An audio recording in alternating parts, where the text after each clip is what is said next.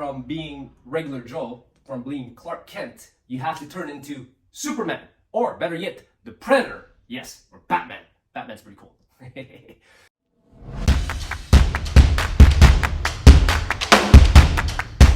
What's up guys, Nguyen, OG Fitness. Welcome back to the channel. If you guys are new, this channel is all about fitness for martial arts for older guys. If you're young, not for long, my friend. All right, in today's video, we're gonna talk about how to defend against a knife if you have no choice, if you can't run. So I'm gonna read you guys the comment from one of the boys asking me this question, and then we're gonna get on with it. And you guys are gonna love this stuff, so hang in there. Make video on how to defend a knife attack in case of really couldn't running away, having girlfriend or loved one in the situation. I had to think a lot about this because I, by no means, am a self-defense expert. I'm a martial artist, yes. A black belt in judo, yes. A blue belt in BJJ, yes. I've done a whole bunch of other martial arts, so kickboxing, Muay Thai, Taekwondo, Kung Fu. I've done MMA as well. I did a fight when I was, 40? Man, I forget. I think it was 43. Yes, 2 years ago. By the way, guys, I'm 45 years old now and pretty goddamn fit, if you don't mind me saying. Okay, so I'm not a knife fighting expert, so I had to think about this for a while. I had to do a little bit of research, and I had these conversations before with another YouTuber, Rob, and we talked about this, and it was really interesting. I should maybe clip that up and post it on YouTube for you guys to see. I just haven't had time yet.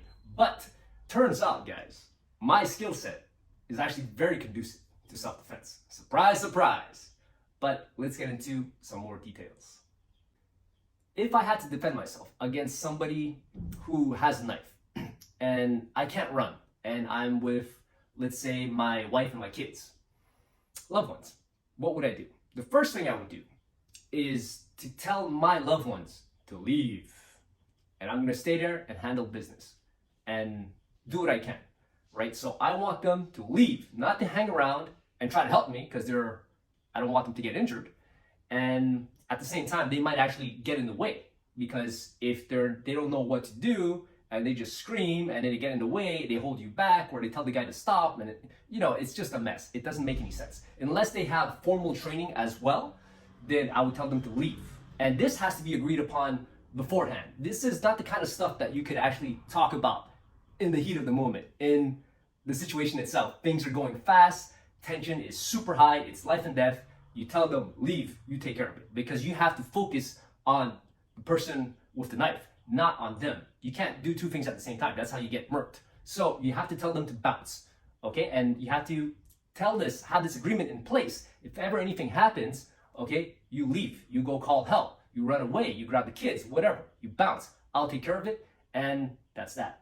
Now, once they're gone or on their way, you have to face your attacker. Of course, you have to look at the hands. The hands is the most important thing, and if you see the hands, you could see if they have any kind of weapon in it. Now, if they're hiding their hands, if their hands are concealed, then you got to be really careful. You can't let them then get close, right? Now, obviously, if you see the person pulls the knife out right like that, then you don't let them get close at all. But even if they have their hands like this, that's rule number 2. Never let anybody get that close to you. Like if you already screwed up a long time ago, if that happened, okay? And then your mind has to be able to shift, to turn on.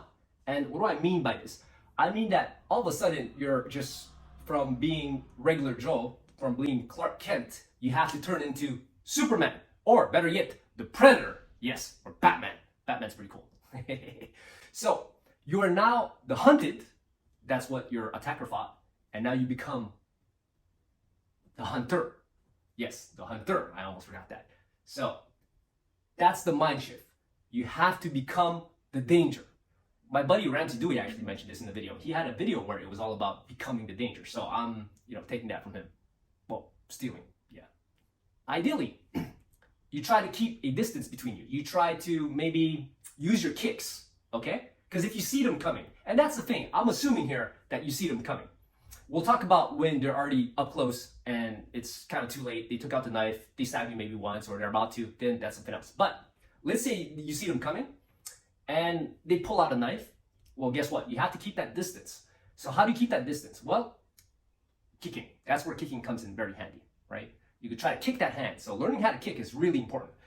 And of course, you could kick the leg, keep the distance, keep your hands up, because the most important thing when you're in a knife fight, in my opinion, is to get stabbed the least amount of times possible and to protect the arteries and your organs. So when I say arteries, there's a couple of arteries that are very important in the upper body, which are the main ones we're going to focus on, that we have to worry about, I mean, because, well, people are not going to go stab your legs. Usually when they have a knife, they're going to stab your body and your neck and, your face. So you want to protect your face. You don't want this to get, messed up permanently.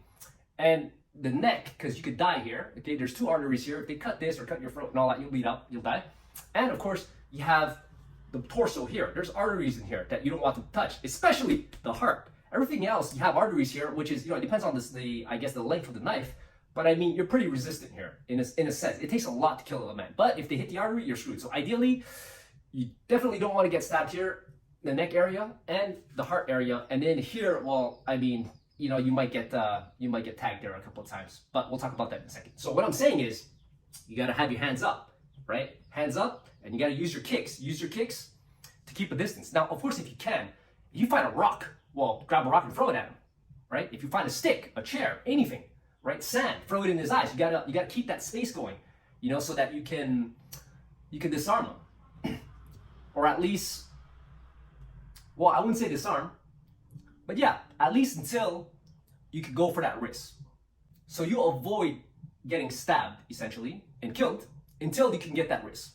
You have to get that risk. So the next thing, when you close the distance or when they close the distance, right? But I'd rather you be the one who decides when to close the distance by creating distraction, kicking, throwing stuff at them, whatever. And then at one point, when you see it, you gotta grab that knife. The hand that has the knife, you have to grab the wrist. Now we're talking about one attacker with one knife here, okay? You gotta grab the wrist. Once you grab the wrist, you have to smash. So how do you smash when you have 2 hands on the wrist? Well, headbutts, right? And then you have to understand grappling. Now this is key. You have to know how to grapple while holding the guy's wrist.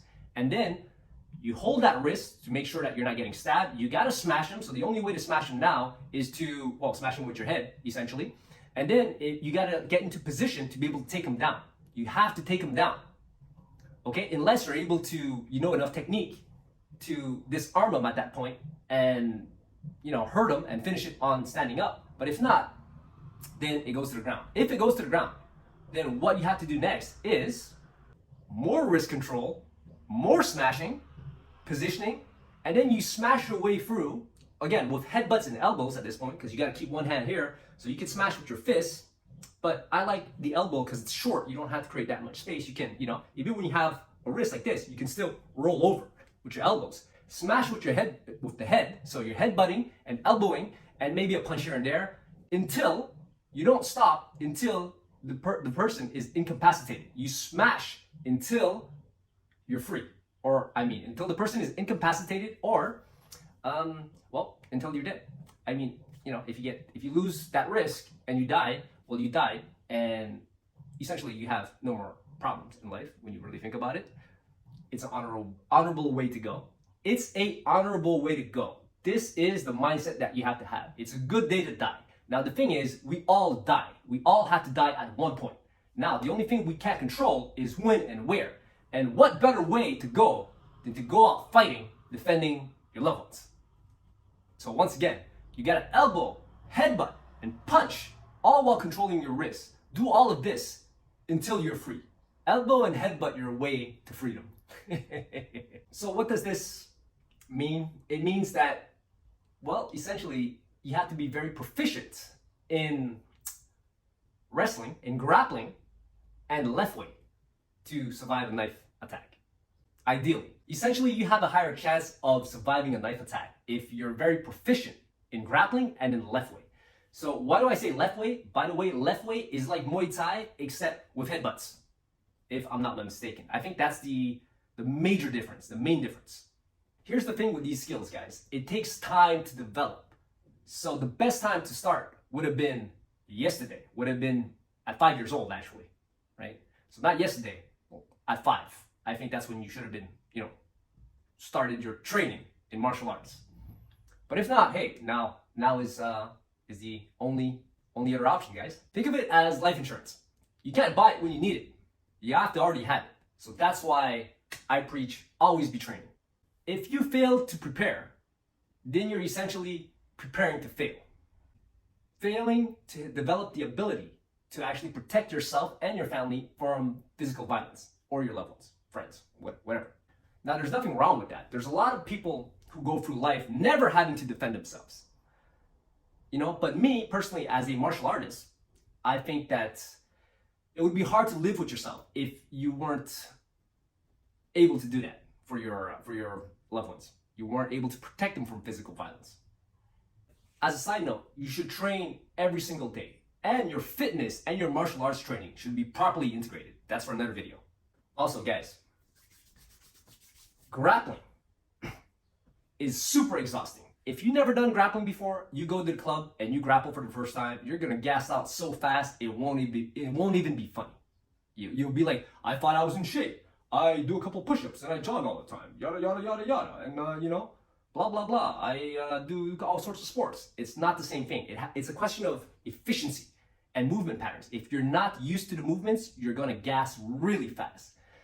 And the thing is, grappling, it's not just you versus the road or you versus a ball or whatever. Like, there's actual opposition. So it's gonna be pretty intense. You're gonna get tired really, really fast if you're not used to it.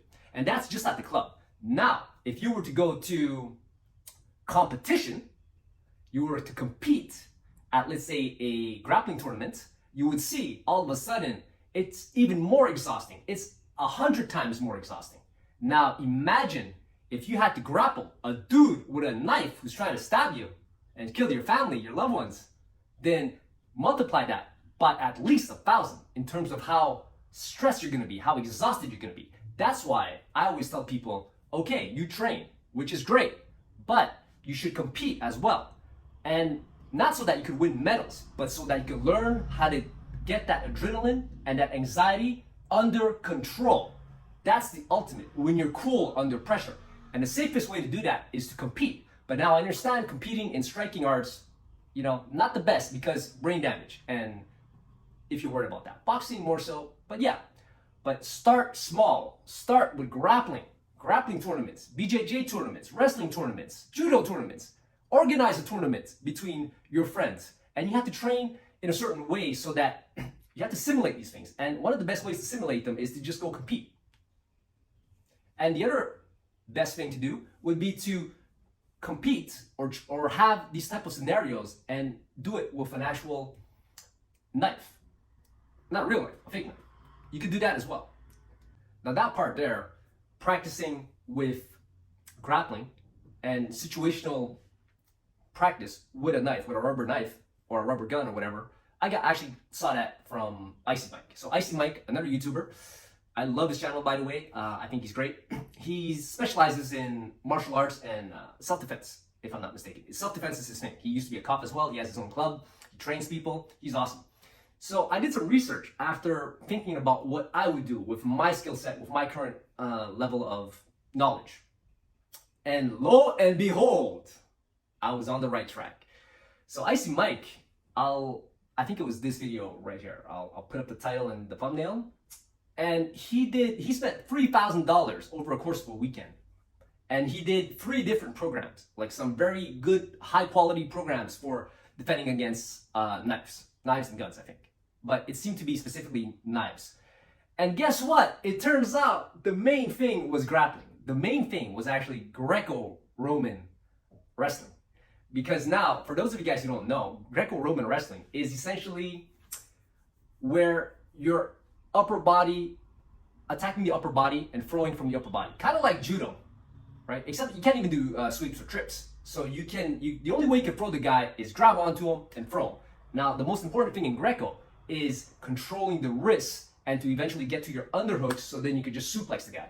So that's all they do. They specialize in that. So you have to be able to get the underhook, but you also have to be able to stop the other guy from getting the underhooks. You have to control his wrist without him controlling your wrist, and then you have to get the underhooks, all while not letting your opponent get the underhooks. And then you gotta throw him, and you smash him to the ground. And then, of course, once you get it to the ground, well, now that's when other grappling arts are really important. So guess what? My forte is actually grappling. So I do judo. I have a black belt in judo. a blue belt in BJJ. I also wrestled for about 2 years at my club. I also done a couple of Greco classes.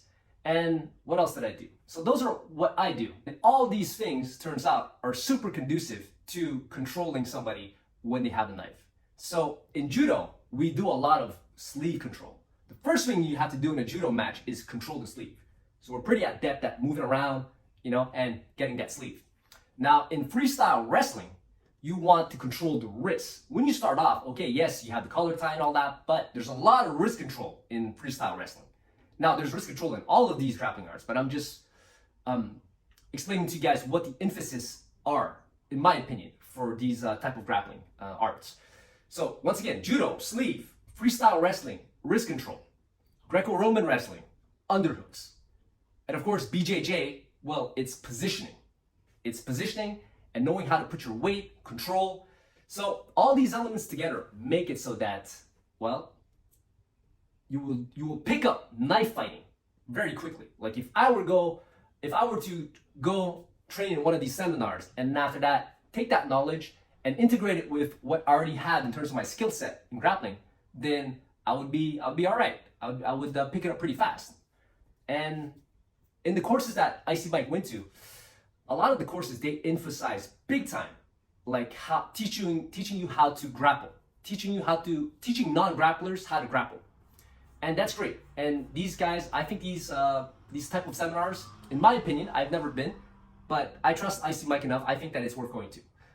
But I think that as a rule of thumb, every man should know how to grapple and every man should know striking. And then after that, you put in all the other stuff for working with defending against knives, defending against guns, multiple attackers, that kind of stuff.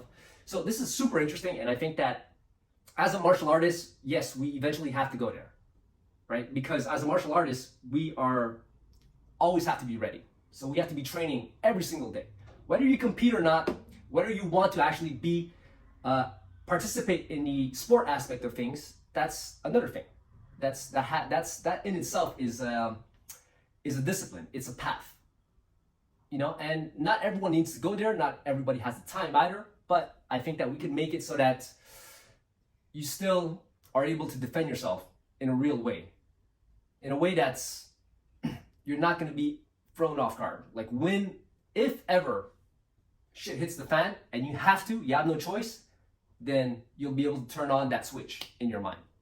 That's it for this video. I hope you guys enjoyed that. Let me know down below what you guys think about all this. Do you think I'm right? Do you think I'm wrong? Do you have any other ideas of what you would suggest if you had no choice but to stand your ground and face a dude with a knife? Now we're talking one dude with a knife, right? Of course, there's possibilities of all kinds of craziness happening in the streets. And of course, I do recommend highly to most people that if you live in a place, for example, I've heard this recently from one of my friends, in London, and it's super dangerous and people are just going around stabbing each other and robbing each other, you move the fuck out of there. And that's it for this one. I love you guys. Peace.